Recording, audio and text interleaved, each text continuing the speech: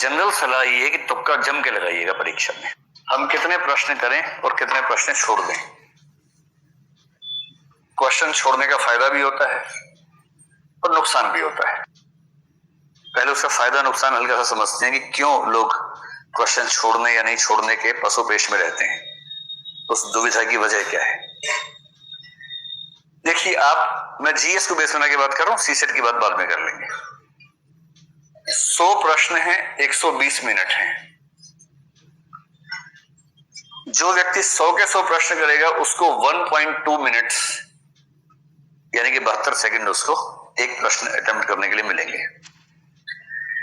मान लीजिए किसी कारण से उसने तय किया कि मैं 100 प्रश्न करूंगा ही नहीं, मैं 80 ही प्रश्न करूंगा, बस 20 को हाथ ही नहीं लगाऊंगा। उसको एक प्रश्न के लिए 1.5 मिनट मिल गया। और जब उसको 1.5 मिनट मिलेगा तो स्वाभाविक है कि उसको प्रश्न को पढ़ने के लिए, सोचने के लिए, उत्तर को मैच करने के लिए समय ज्यादा मिला।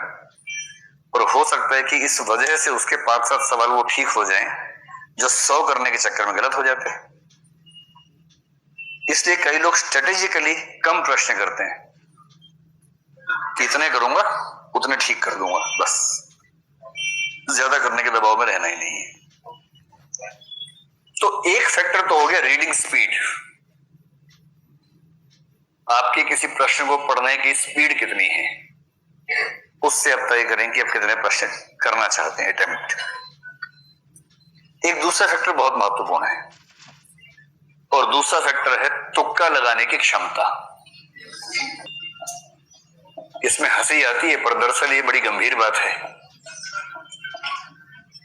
हंसी आपको तुक्का शब्द से आ रही है। दरअसल मैं बताना चाह रहा हूं कि तुक्का बहुत वैज्ञानिक वस्तु है। तुक्का बहुत यादृच्छिक या आर्बिट्रेरी मामला नहीं है, वो बहुत वैज्ञानिक चीज है।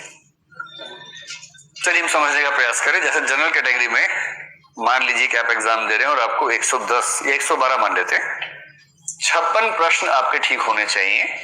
आपका स्कोर 112 हुआ और आप प्रीलिम्स में क्वालिफाई हो गए। ठीक है, अब 56 प्रश्न आपके सही हैं, इसका मतलब है नेगेटिव मार्किंग हटाने के बाद इतने सही हैं। जो यूपीएससी का नेगेटिव मार्किंग का तरीका है वो बड़ा ही सिस्टमैटिक तरीका है। नेगेटिव मार्किंग का मेथड संक्षेप में समझ लें, बहुत वैज्ञानिक है। उसका फायदा क्या है, नुकसान क्या है, दोनों बातें स्पष्ट होनी चाहिए। मेरी जनरल सलाह ये है कि तुक्का जम के लगाइएगा परीक्षा में। लेकिन मैं उस सलाह पे आने से पहले वजह समझाना चाह रहा हूं आपको। और ये सलाह सबको नहीं है, किसको नहीं है ये आपको खुद जज करना है अभी की बात सुनने के बाद। जनरल सलाह यही है।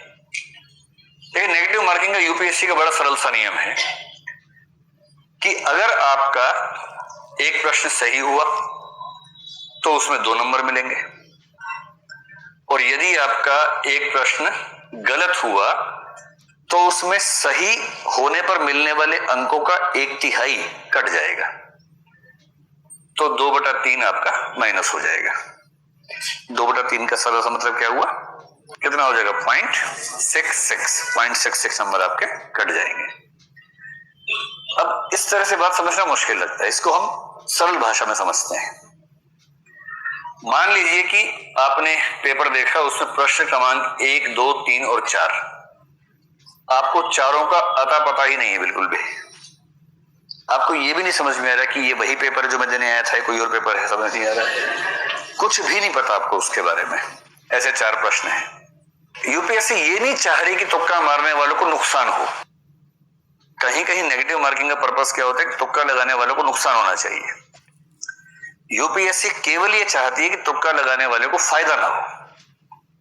मैं उम्मीद कर रहा हूं कि आप दोनों का अंतर समझ पा रहे हैं। तुक्का लगाने वाले को नुकसान हो ये मंशा नहीं है, तुक्का लगाने वाले को फायदा ना हो मंशा ये है। कैसे ये मंशा है, सिंपल प्रोबेबिलिटी है कि चारों प्रश्नों में 4-4 ऑप्शंस हैं और आपको एक भी नहीं आता है। आपने पहले प्रश्न में 4 में से रैंडमली कोई भी लगा दिया, सही होने की संभावना कितनी है, 1/4 है। आपने चारों प्रश्नों में तुक्का लगाया, सही होने की संभावना कितनी है, 1/4 है। सिंपल लॉ ऑफ प्रोबेबिलिटी कहता है कि आपका 1 ठीक होगा, 3 गलत होंगे। 1 ठीक होने से 2 नंबर मिलेगा, 3 गलत होने से 2 नंबर कटेंगे, और इसका मतलब है कि आप 0 के 0 हैं। अगर आपने 4 प्रश्नों में तुक्के लगाए तो स्कोर आपका 0 ही रह जाएगा। इसलिए इन्होंने जो नेगेटिव मार्किंग की कसौटी रखी है कि 3 गलत प्रश्नों पर उतने ही नंबर कटेंगे जितना एक सही होने पर कटते हैं, इसके पीछे का आर्गुमेंट ये है। इससे सरल सा निष्कर्ष है कि तुक्का लगाने से फायदा हो ना हो, नुकसान तो नहीं होता है। एक निष्कर्ष निकलता है ये वाला, तो नुकसान तो हो ही नहीं रहा इससे। अब भगवान करे कि मान लीजिए कोई तुक्का लगा 2 ठीक हो जाए बाई चांस, सोच के देखिए, अगर ऐसा हो जाए, मान लीजिए अगर ऐसा हो जाए 2 सही होने पर इसको 4 नंबर मिल गए, मिले ना, जबकि 2 गलत होने पर इसका जो कटा है वो केवल 1.33 कटा है। और इसका मतलब ये हुआ कि अब ये बराबर नहीं है, अब इसको 2.67 मार्क्स का शुद्ध लाभ मिला है, केवल इस वजह से कि इसने 4 में से 2 तुक्के सही कर दिए। आप मेरी बात समझ गए? और यदि कोई तुक्के में इतना माहिर है कि 4 में 3 ठीक कर दिए उसने, 6 नंबर मिले, नुकसान कितना का हुआ? केवल 1 गलत, 0.66, 5.34 का उसको शुद्ध लाभ मिला। और असली बात यह है कि अगर आपको प्रीलिम्स क्वालिफाई करने के लिए 56 प्रश्न करने हैं, मेरी समझ में यूपीएससी देने वाले 5 लाख लोगों में से मैक्सिमम 5 ऐसे होंगे, या बहुत मानूंगा तो मान लूंगा 20-30 ऐसे होंगे जो बिना कोई प्रश्न गलत किए 56 ठीक कर सकते होंगे।